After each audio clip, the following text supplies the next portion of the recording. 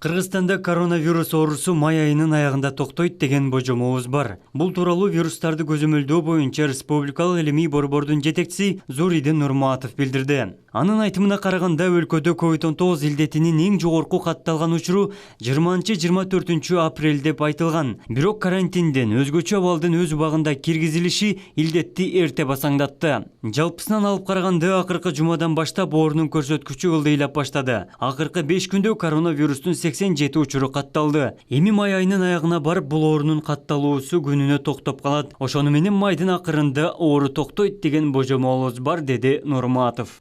Акыркы суткада коронавирустан 37 адам айыгып чыкты. Бүгүн дагы 26 адам вирус жуктуруп, жалпы 795 жетти. Рахмат, ушул эле суроого мамлекеттик тилде дагы жооп алсак, Кыргызстанда коронавирус эпидемиясынын жогорку чегине жетүү боюнча божомолдор кандай? Мурдагы биздин берген божомолдорубуз боюнча 20-24 апрелдерде ушул оорунун эң көп катталган учурлары болот деп божомолдорду берген элек. Бирок андан бир жарым жума мурда эле биздики ылдыйлоого жогорку учуру катталды. Бул биз мындай эмеси менен айтканыбызда 11-20 апрелдерге туш келип калды да. Ошол эмеси эң көп катталган учурларычы.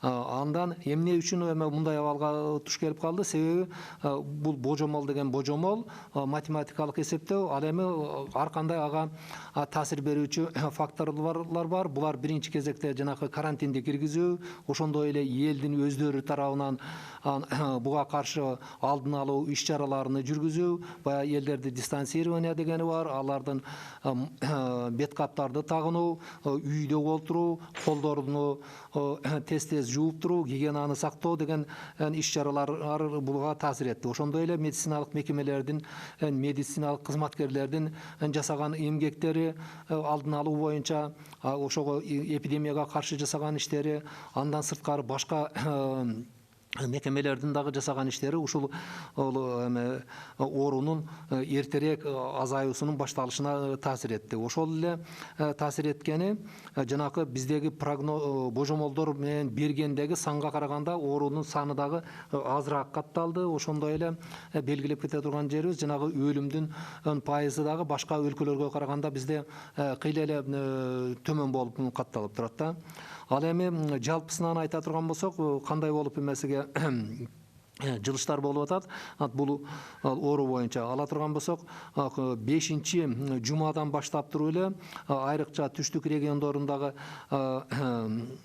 аймактарда оору эртерээк башталды да. 11-нен 16 апрелдерде эле ылдыйлай баштады да. Бирок ал жерде дагы бир аз өзгөчөлүктөр бар. Мисалы үчүн Ош шаарында болсо 6-жумадан баштап туруп 17-20 апрелдерден баштап туруп ылдыйга кете баштады да.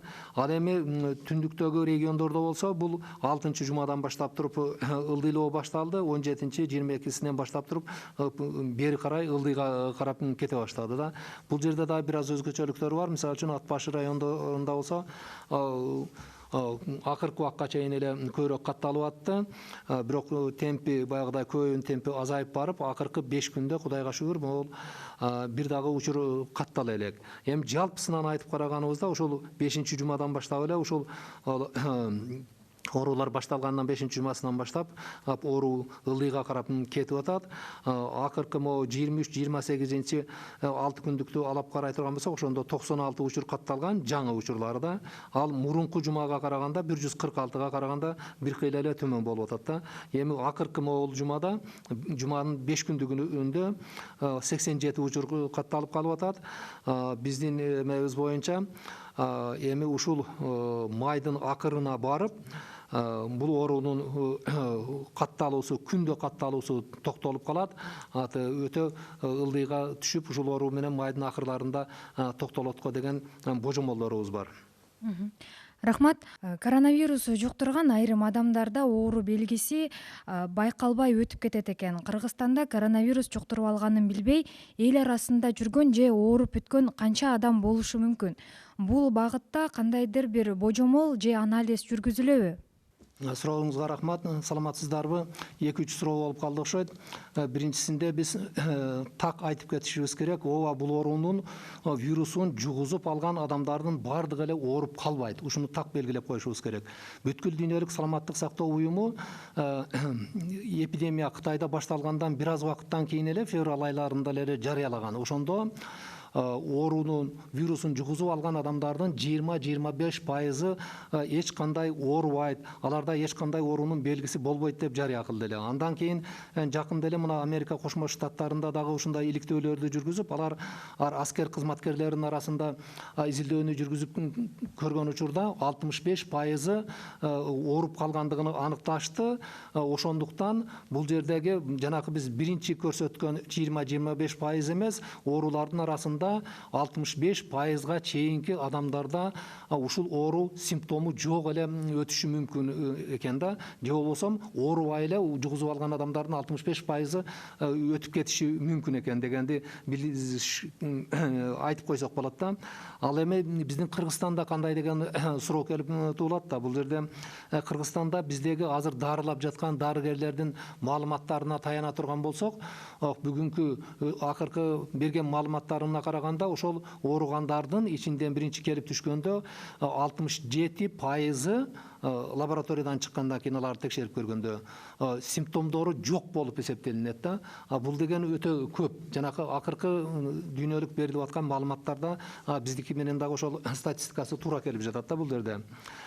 Ошондуктан мен дагы бир кайрылып кетким келип атат да, ооруканага жаткырылгандаргачы. Себеби алар туура түшүнүш керек. Ооруканага жаткырылганда эки себеп менен көрсөткүч менен жаткырылат да. Биринчиси бул клиникалык көрсөткүчү, ошол ооруга жанакы симптомдору бар болот, аны дарылоого муктаж болгон адамдарды жаткырабыз. Экинчиси болсо ал жерде эпидемиологиялык көрсөткүч боюнча да. Бул дегенибиз эмне? Бул дегенибиз ошол ооруну жугузуп алган адам башка адамдарга жугузбасын деген мааниде жаткызылат да. Андан кийин ошол оорунун симптому жок болсо деле ал кишиде бүгүн жок болгону менен эрте же андан кийинки күндөрү ушул оорунун симптому бар болуп калыш керек, болуп калышы мүмкүн. Ошонун үчүн аларды биз жаткызабыз. Ошондуктан бул жерде баягы ооруканага жаткырылган адамдар кээ бир учурларда айтып атышпайбы, мен жөн эле жаткызып коюшу дегендей. Ошону туура түшүнүш керек. Ошолорду туура түшүнүшүнү биз алардан суранып кетет элек да. Эми дагы бир башка суроолор көп пайда болуп атат да. Аларды ошол симптомдору жок болсо үйүндө эле дарыласа болбойбу дегендей дагы маселе көтөрүлүп атат да. Ал дагы туура. Үйүндө дарыласа болот. Кээ бир Европанын, Россиянын дагы ушундай үйдө дарылоо ыкмалары колдонулуп жатат. Бизде эмне үчүн аны колдонбой жатабыз? Себеби биз баягы өзүбүздүн элдин менталиттерин эске алуу менен бардыгын жаткыралы деген мааниде ушундай чечим кабыл алганбыз. Ошонун үчүн баардык лабораториядан жугузуп алган деген аныктама берилгенден кийин алардын бардыгын биз жаткырганга туура келип атат да. Андан кийин дагы эле сиз айтып кеткен экинчи суроо болуп калат го дейм да. Бул жерде Кыргызстанда бүгүнкү күндө коронавирустор жуктуруп алгандардын арасында билинбей эле элдин арасында жүрүшү мүмкүнбү деген. Ооба, элдин арасында андай жүрүшү толук мүмкүн. Эмне үчүн? Себеби ал вирус деген өтө эле кичикей бир зат болот. Мисалы үчүн ошол жугузуп алган адам өзү дагы аны такыр эле байкабай да калышы мүмкүн да. Мисалы үчүн бир киши ооруп аткан болсо, же болбосо симптому жок эле киши бир лифтке түшкөн болсо да, бул бир эле мисал да. Мындай мисалдарды көпкө кетирсек болот да. Ошол лифтте чүчкүрүп же жанагындай жөтөлүп туруп кайра лифттен чыгып кеткенден кийин аны көрбөйт экинчи киши киргенде ошол жердеги аба аркылуу тиги кишиге дагы жугуп калышы мүмкүн. Ал киши барып үйүндөгүлөрдү жугузушу мүмкүн. Үйүндөгүлөрдүн арасында да, өзүнүн арасында да жана симптомдору болбой да калышы мүмкүн да. Айтып атпайбызбы, 60%дан жогоркусунда симптомдору жок болуп атат деп туруп. Демек алар медициналык мекемелерге кайрылбайт. Кайрылбагандан кийин биз алардын арасында эпидемиологиялык жанагындай иликтөө да жүргүзбөйбүз. Алардын менен ким менен байланышта болду, контактта болду деп изилдөө да жүргүзбөйбүз. Ошолор жүрүп калышы мүмкүн да. Муну туура түшүнүшүбүз керек. Бул вирустун жаратылышы ушундай да. Эми дагы бир эмеси суроо келип чыгат да, эми ошондой болуп жүргөн кишилер биздин арабызда, Кыргызстанда канча болушу мүмкүн деген дагы суроо пайда болушу мүмкүн да. Мисалы үчүн биз могу грипп, анан башка сасык тумоолордун мисалын деле карап кое турган болсок, ушул эпидсезондо 3-4 айдын ичинде элдин арасында 10-15% ушул ооруну жуктуруп алат. Ошол оорунун белгилери пайда болот, бирок алардын бардыгы эле кайрыла бербейт медициналык кызматкерлерге. Биз атайын иликтөө жүргүзүлгөн, изилдөөчү ошондо көрсөтүлгөн 4төн 1 гана ооругандардын медициналык мекемелерге кайрылат, анан алар статистикалык отчетторго кошулат да. Ошол эле учурда бирок жалпысынан алып караганда ушу грипп, анан башка сасык тумоо оорулары менен бир жылдын ичинде жалпы элдин 3%га жакыны ооруйт. Ошол эле мисалы үчүн өткөн жылкысына 19-жылдын жыйынтыгы боюнча алып карай турган болсок, 190 миңден ашык киши ооруганда, мына биринчи кварталды эле алып карай турган болсок, ушул грипп жана сасык тумоо оорулары менен 93.303 киши катталды да, апрелди кошпогондо биринчи кварталда болуп атат да. Бул өткөн жылкыга караганда бир аз көбүрөөк, 30 миңге ашыкчараак болуп атат. Анын ичинде канчасы ошолордун эле арасында да коронавирус болуп кеткен жок, алардын арасында коронавирус менен ооругандар жок болду деп биз так айта албайбыз, себеби экөөнүн тең белгилери бирдей болуп атат да. Эми ошонун чындыгында канча адамдын арасында ушул коронавирустар бар, канча адам жугузуп алды дегенди так аныктоо маселеси дагы келип чыгат да. Ошондой иликтөөнү биз жүргүзүүнү пландап жатабыз да. Бирок ал жерде иликтөөдү жүргүзгөндө биз негизинен ошол адамдын организмде ушул жаңы чыккан коронавирус, мындайча айтканда SARS-CoV-2 деген вируска каршы антителасы барбы жокпу дегенди аныкташыбыз керек да. Аны аныктоо үчүн атайын сапаттуу текшерүүдөн өткөн тест системалар болуш керек. Ошол тест системалар бүгүнкү күндө бизге жөнөтүлдү. Аны бизде анын сапаты кандай экендигини текшерүү, ишеничтүүлүгү канчалык экендигини текшере турган бизде лабораторияларыбыз бар.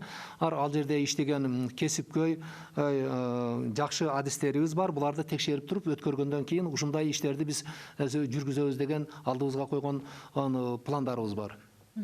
Рахмат. Анан дагы бир тактоочу суроо, ушул белгиси байкалбай өтүп жаткан бейтаптар дарылоосу кандай болот? Алар кандай ыкма менен дарыланышат? Эгерде аны лабораториядан такталып чыккан болсо, ушул ооруду жугузуп алды деген болсо, аны биз 100% бардыгыны ооруканага жаткырып, өзүбүздө клиникалык протоколдор бекитилген. Ошол протоколдордун негизинде дарылоону жүргүзөбүз аны менен. Эгерде ал оорубай жанакыны биз жугузуп эле алган болсо, биз аны тапкан эмес болсок, ал кадимкидей эле жүрө берет элдин арасында, аны биз билбейбиз бүгүнкү күндө. Рахмат. Урматтуу телекөрүүчүлөр, радио угармандар, сиздерге Кыргыз Республикасынын Саламаттык сактоо министрлигинин Коомдук саламаттыкты сактоо башкармалыгынын башчысы Акматова Айнура Бектургановна жана вирустарды көзөмөлдөө боюнча республикалык илимий борбордун жетекчиси Нурматов Зуриден Шарипович маалымат беришти.